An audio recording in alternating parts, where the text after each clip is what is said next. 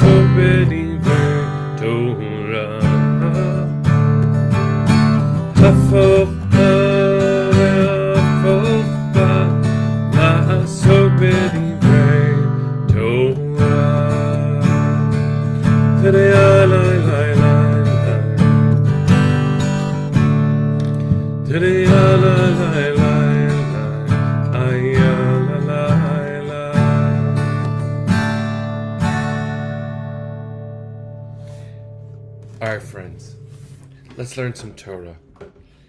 I think we are all, very, very aware of what's happening in the world. I'm not going to take this moment to amplify the headlines that, of course, are screaming from every angle. The horrific situation of our sisters and brothers, grandparents, teachers, and neighbors who are still being held hostage by Hamas. The number of chayalim and chayalot, of Israeli soldiers who have died defending our people and trying to find our family and bring them home. I don't need to point to the world's media that seems to be increasingly ignorant of our own history, even of the history of the last 37 days. I don't want to amplify that. I do want to say one thing. All of those are the reason you need to be in Washington, D.C. tomorrow. Arlene just said that she's on her way. I'll be on my way early tomorrow morning with over 100 buses that UJA has organized for the New York Jewish community, which is only some of the New York Jewish community that's going to be showing up. And yes, it will be chaotic, and yes, it will be hard to find exactly what place to stand on, and I'm assuming there won't be enough bathrooms, but I'm telling you, you need to be there. So no matter what I say next, please, friends, please get there. We need to have a showing that is bigger than when we showed up for Soviet Jewry, not because any moment is less urgent than another, but this moment is urgent, and we need all of the headlines to say the American Jewish community showed up for the Jewish world.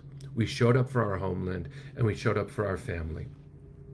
Yes, I'm about to teach some Torah, but the most important thing I can say right now is show up. Friends, show up. Our sisters and brothers and children and parents need you.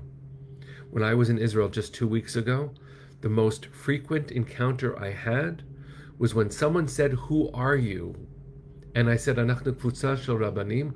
We're a group of rabbis. It was 29 rabbis and Jewish leaders from New York that UJ sent on an emergency solidarity mission. Banu bishvil tmicha.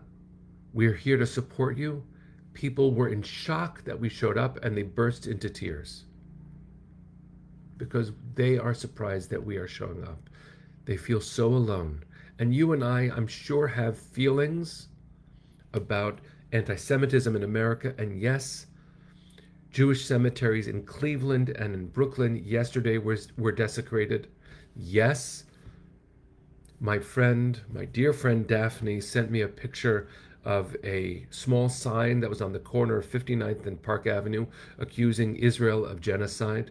Yes, America is far from simple and settled when it comes to Jewish safety and welfare and support for Israel. But it is also clear, friends, that we have strength in numbers. 12,000 of us showed up for the Shloshim on the city streets of New York just last week. And just before that, 25,000 showed up days after October 7th in New York, and that was only New York. More than 100,000 showed up in France, in Paris, just yesterday, in a march against anti-Semitism. And yes, it is clear that this is a fight that we have to fight. And there are ways that we, as American Jews, can be part of this fight. And the most simple, though it takes some courage, is showing up. Friends, show up. Tomorrow, I will wave across a crowded National Mall tomorrow. And for those who are posting, thank you for ordering the book. This is a collection of voices from people all over the world, the days after October 7th, all sharing their wounded souls, including my own. And all of the proceeds of this book, $2,000 so far, are going to be going to UJA's Emergency Israel campaign. I hope that you buy the book as a statement of testimony and solidarity. It will go to support our work in Israel, which I cannot say enough about. I'm in the middle of generating a second volume, and please God, may there be no need for a third, because we showed up with enough strength that we brought just a little bit of calm and strength to our people. I could just keep going in this tone, but let me ground it in Torah. This week, it is Parshat Toldot.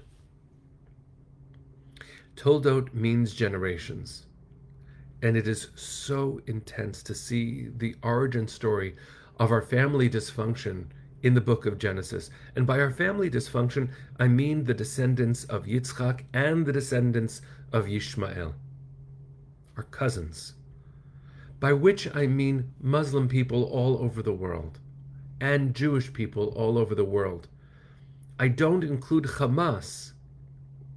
I don't include terrorists in this category. Yes, we have been through millennia of struggle, but it hasn't only been struggle. It doesn't have to be struggle.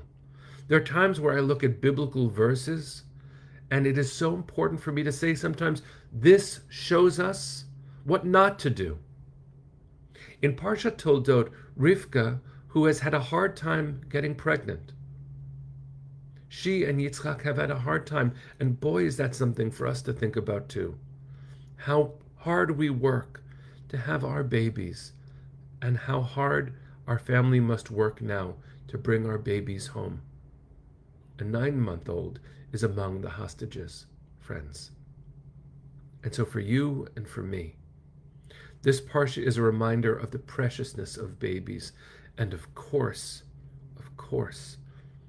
despite all of my pain and all of this trauma, I need to think about all of the babies. I don't know how to trust numbers that Hamas generates of civilians, but there's no question that civilians in Gaza have died. because Hamas puts them in harm's way. Hamas builds terror tunnels under hospitals and schools and mosques. But those babies matter too. Calling for a ceasefire is the wrong thing to do right now. But that doesn't mean that my heart is closed to the death of innocent civilians. And this week's Parsha Toldot tells me that if we're not careful, this just continues. Rivka does become pregnant, but it's very painful for her. You probably know this story. And she goes lidrosh et Adonai. Rivka, our ancestor, goes to ask God, Im kain lama ze anochi. If it's only pain, why then am I? That's a real question, friends. If it's only pain, why then are we? The answer is, it isn't only pain. It's not meant to be only pain. And there is no moral equivalence between those who read Arabic translations of Mein Kampf and plan for assaults on their cousins, and Israelis who are fighting to save our immediate family and trying against all odds and against the smart tactics of Hamas to fight for the preservation of life, to create humanitarian corridors, not because the world is pressuring us to, but because we don't want to cause death of any image of God. The morality within war is so hard to figure out, and oh my God, Rahman has so much compassion and mercy upon our children who are fighting as part of the IDF, Tzahal, Tzva Haganah Yisrael. The soldiers for Israel right now are in a situation that is unfathomable, friends. And how dare the world make us feel at all questioning of our children who are fighting for our lives? How dare the world suggest that we take any delight in the use of weapons? How dare the world suggest that Israel wants the death of someone else? That is not who we are. That is not the training of our children in Tzahal. That is not Jewish values. How dare the world suggest any equivalence between Hamas's intentions and ours? If we were that, Im kain lama ze anochi, if that were the case, we would have no reason to be. Just like Rivka, our ancestor, was worried. And when she does ask God, when she goes to ask God and God answers, God says, there are 2 children in your womb, and they will always be fighting. I defy God, friends, and so should you. We don't need to always be fighting, but sometimes we need to fight. I refuse to accept a world where we must always fight. I don't want that for my children. I don't want that for my grandchildren. The Torah's text often provokes, and we are called to be in conversation with God, and in conversation with our text, and in conversation with our past for the sake of a better future. I'm in pain in my innards, and so are you. Who isn't these days? But we have to ask a question of the universe, of God, yes, of the media, and yes, of our elected officials, to remain constant in their vigilance and in their careful thinking, so that the terrible conflation of people who think that they're fighting for the civilians in Gaza but wear Hamas headbands doesn't become part of our discourse. And the terribly sloppy thinking that equates Israel's defensive action with Hamas's intentional slaughter of civilians. There is no equivalence here, and my innards are in pain. So God, Im kain, if this is how it has to be, lama ze anochi. Why? Why am I here if that's what it has to be? And the answer is, it doesn't have to be. God forbid it has to be this way. It doesn't have to be this way. Im kain. That's an if, friends. If this is how it has to be, Lama Zanochi, why do I exist? Well, the answer is, it doesn't. I am not fighting to annihilate anyone. Jews don't fight to annihilate anyone. We don't like it when it says that about Amalek in the Torah. Even King Shaul didn't like that. Adrian asks a good question. What is the way out? I listened to a very powerful podcast yesterday, an interview with my beloved friend and teacher, really beloved, Yossi Klein Halevi. I encourage you to look for Ezra Klein's interview with Yossi Klein Halevi that the New York Times published yesterday. I look to Yossi. Adrian, I wish I had an answer, but I know that I don't pray for war. I'm going to try as best I can to hear the language of our ancestors, rabbis from 2,000 years ago, recovering in the midst of their own trauma from the destruction of their entire universe. The temple being destroyed was not only a shift towards what we now call modern Judaism. The destruction of the temple was trauma, the broken heart of everything Judaism meant. God met us there, and suddenly it was burned. How do I find my stable grounds? So the rabbis 2,000 years ago said, "B'makom she'ein anashim hishtadel liot ish." In a place where people aren't being human, be a human. What is the way out of this? Adrian, I don't know. But what is our mandate? To be human as we try to figure it out. And that means being careful in our thinking, not drawing false moral equivalencies, and it means showing up tomorrow in Washington, D.C. Not to champion war, God forbid, and yes, to champion our family. Yes, to champion Jewish dignity, Jewish lives. We fight, I will always fight for every human being. I will fight to end gun violence, and so will you. I will fight for women's reproductive justice, and so will you. I will fight for black lives, and so will you. You must. Those are Jewish mandates. And no less than those is the right for a Jew to live without fear. Because if not, im kain lama zanochi. If those aren't all values I fight for, then why am I here? I can't just fight for my family, for Jewish lives, but I cannot not fight for Jewish lives.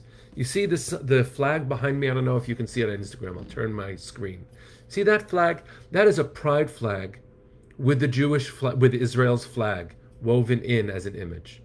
You know, one of the things that's so important about that? It is a weave of so many of our values. Sometimes it is because the Torah says so, and sometimes it's because we are telling the Torah to say so. We are an evolving people who decided to stop waiting for God to save us in history.